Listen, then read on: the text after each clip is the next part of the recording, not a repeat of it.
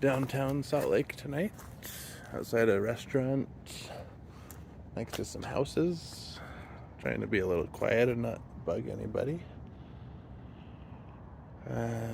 Judging by the hints and stuff, I think it's on some power boxes maybe. Although this just stood out to me.